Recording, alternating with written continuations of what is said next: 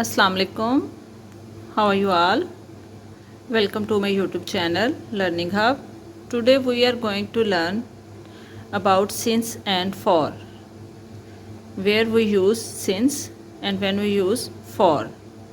Since is followed by starting point, यानी कि when, कि वो काम एक्चुअल में कब हुआ था, with name. And for is followed by the period of time, यानी कि how long.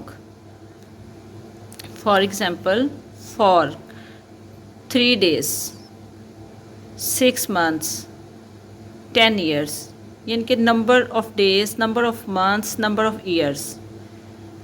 In that case we use for. But when यानी कि with name आ जाए, Monday, 3 days यानी कि Monday, 6 month, which month name आ गया, June, 10 years, years name 2020. So here we use since. Now we see some examples. 5 years, 5 years, number of years. So far we use here for.